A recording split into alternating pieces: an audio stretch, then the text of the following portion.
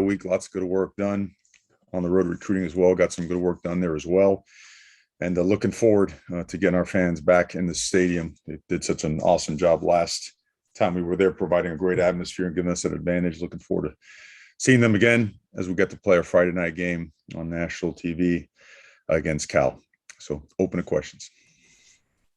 All right, first question, James Crepia from the Oregonian. Well, kind of two-parter here, but how much does the offense change, if at all, without CJ? Given you guys were going to be looking for a little bit more vertical passing in the first place, but without him, how does that impact some things? And why are you guys confident that and I'm not criticizing Travis, but you haven't had to ask him to be a 20-touch or 20-carry-a-game player before. And if he does that for you the next 8 weeks, it would shatter what he's done from production. Why are you confident he'll be able to do that for you the next 2 months? The offense doesn't change. We'll play the backs. They'll handle the reps that they can handle. We've got good running backs. With the absence of CJ, the load will have to be picked up by another couple of guys. We typically play two heavy, and then a third back gets a couple of reps. It'll be somewhere divvied up between three guys. The actual percentage of carries will be determined by how each particular back can handle it, starting with Travis, which he's handled it really well. He's bigger, he's stronger, and he's done a great job for us. So we expect him to play excellent football. Matt Preem, 24/7 Sports. Yeah, Mario, there's a report that Joe Moorhead could be back this week. Is that accurate? Well, he's trying to. I know he's healing up. He's certainly the first and foremost, we want to get healthy and to be well, and he is progressing. He's certainly involved with what we have planned, just like last week. If the game plan doesn't change, I mean, we have an offense. We're not going to scrap it in the middle of the year. So, but he is healing up, day by day, and we'll see where we are midweek. But he's certainly involved in the game planning part of it, and we'll see where we are later in the week. Jeff Ferrato, Cal Sports Report. Coach, from your view, what are you seeing in Cal this year, and are you surprised they haven't been more successful given all the people they had coming back? Well, they're a good football team with a lot of good players, and certainly they had success against us last year. So, we're focused on them and the fact that they do have a lot of really good players. We feel like they're really physical and disciplined. They play really, really hard. They're really good tacklers in space. They don't allow much stuff to get behind them. They've got explosive players on offense, defense, and special teams. So tremendous amount of respect for them, their program, their coaching staff. Can you talk about how Tim DeRuyter's done for you guys? He's done a good job, done a solid job for us. We're improving in some areas and got to improve in some others. So, happy that he's with us, and we're continuing to progress and hoping to have an even better week this week. Thank you. Jared Denny, Scooped Up. Hey, Mario, I'm wondering with Bennett going down, obviously a tough break for a guy who's having a really, really good year. What does that star position start to look like behind Jamal? Well, the addition, or I would say the return of a guy like Damon David helps out. Jamal, who is now seems to be in football shape and more along the lines of what he was, a year ago, now that he's gotten more reps. The thing is, Bennett was playing at a really high level. I believe he was the National Player of the Week when he did get injured. So that was a tough one because, between him, Steve Stevens, he's playing good football as well. Verone obviously played really good ball. We had some plans to get all those guys on the field at the same time. So that plan has to be scrapped, while at the same time, other guys getting work at those positions. Jeffrey Bassa has been very unselfish in helping us by playing linebacker. He's a big guy, so he could handle it. So that's why the return of Damon David is so important. He provides depth and a guy that we feel very confident that could go in there and play.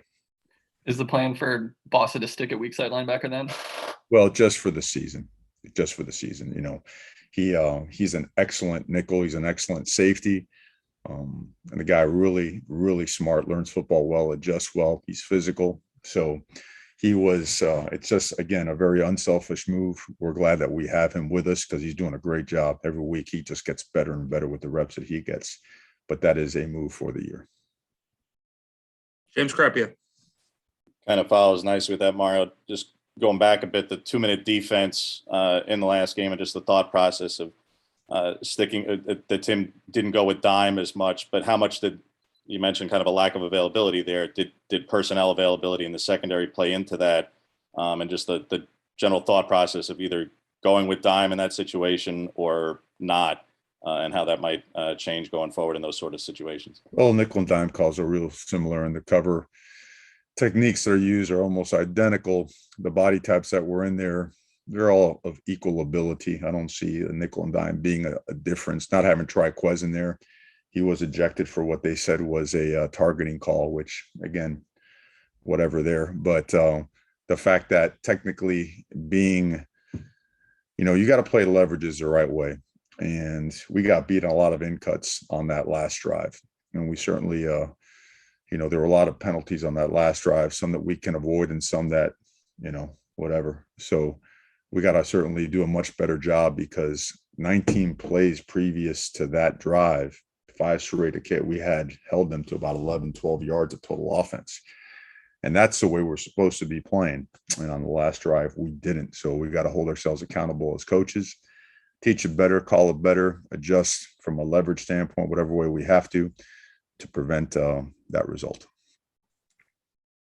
Matt Preem. I know you said the staff went out recruiting, but how did the team use this bye week? Sometimes teams prepare for the next opponent 2 weeks out. How did you guys use your time? Yeah, it was really well. We made a decision that the whole thing was going to be focused on improvement, and in a couple different ways. One of them being from a health standpoint. We have to get some guys back, so we had to be smart. Typically, bye weeks for us, it's rock 'em, sock 'em now. We're in full pads every single day. We didn't have enough bodies to go full pads every day, but we went enough where we got the right kind of work in. Guys that needed some, I would say, work, but not in full pads, still got the right type of work, whether it be conditioning, technical, fundamental. We worked on all our schemes. And of course, during the bye weeks where you always want to create your wrinkles, your evolvement of your systems, as we like to call it, as well as tighten up the things that you need to be better at. A lot of not only young guys, but guys that have been, in line and waiting their turn, get multiple reps. And the reps, they really added up. You saw some improvement. A lot of guys that we're counting on to step up that have played some or that have played very little, if at all, but got multiple reps, thinking that those guys are either going to get more reps or going to get their first action in the coming weeks with our situation, and really everybody's situation around the country, right? You're going to see a lot of players play in the second half of the season that probably didn't play in the first half of the season around the country due to the use of the red shirt rule, due to injuries, roster adjustments, betterment, player development. So all those things I think, play a role in who gets to get significant snaps as the season rolls on. James. Was going to ask about this regardless of the 2 targeting calls last game, Mario, but there's obviously this discussion going on in the background about evaluating targeting, evaluating how it's administered, whether there's going to be a targeting 1, targeting 2, and putting intent into the rule, and no one knows how that'll be legislated necessarily. Not just in light of the last game, but in general. All right, with these conversations going on, how would you like to see targeting adjusted going forward when this is very much a hot topic in the sport at the moment? Sure. I think anything should be officiated with consistency, that being number one. Let me go back. That should be number two. Number one should be player safety. So that always needs to be number one. Number two, consistency, right? And then really, I mean, there has to be a form of discretion, because you're impacting games. You're really interjecting someone's discretion into the outcomes of a lot of games and affecting the next game in certain cases, without the opportunity to appeal, right? I think it's really easy for someone to make judgments when they're able to super slow-mo things on a monitor, as opposed to bodies changing positions and guys not being able to avoid certain contact and in fractions of seconds at full speed. So I think there has to be a reevaluation of the system while always keeping player safety first. Jared Denny. When you guys were evaluating Anthony through 5 games, I know you said last week that you believe he's going to continue to improve, but what are some of those areas that you think he still needs to improve in and is going to improve? The same stuff we've talked about. There's certain things he needs to improve upon and certain things that he's done really well, and we've got to get better. It's the exact same thing. James. this game specifically, Mario, Cameron Good is obviously don't need to remind you guys what kind of impact he can make. How do you go about trying to minimize the impact that probably their most disruptive playmaker on defense can have on a game?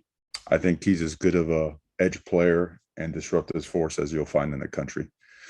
I say that without any reservation or hesitation. Just watching him on film, just different. His ability to, change direction, beat tackles and tight ends underneath with power, set edges, win the one-on-one, split, double teams, redirect, play the dive, play the quarterback, hunt down and chase down wide zone from the backside. This guy, he impacts the game in every way imaginable. This guy's really an elite player, and you've got to be aware of where he is, all the time. That being said, they've got other really good players as well. They do a great job up front. They're very well coached, very disciplined, and they've done a really good job, handling the run. Matt Preem.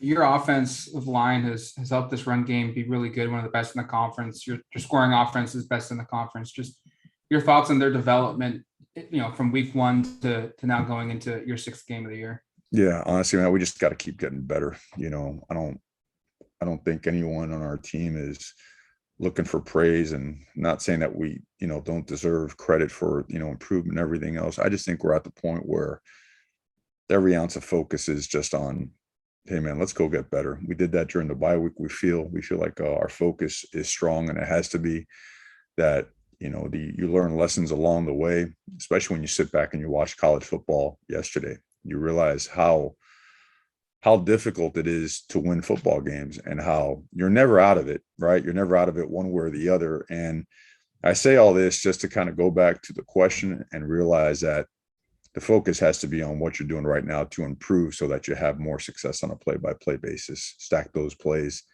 Now you stack your quarters and you end up having good ball games. But that's been the focus. I'm glad that we're having more success up front. I'm sure Coach Murbaugh, the last thing he wants is any kind of, praise for those guys. He just wants them in that mindset where, we got a long ways to go. We are improving, but miles to go, miles and miles to go. Let's go to Luciano with End Zoners. Hey, Coach, hope you're doing well. A little follow-up on this. Do you think it's more likely that we start seeing 2 lost teams in the playoffs nowadays? I couldn't tell you. Our focus has everything to do with the right now. I know there's a lot of scenarios out there, and obviously that's a huge part of the season in college football as the season progresses. But as of right now, really, I really have no idea how that would play out. James. The other policy matter that's come up, Mario, that basically passed is the expansion to the signing class this year up to 32 if you have the departures.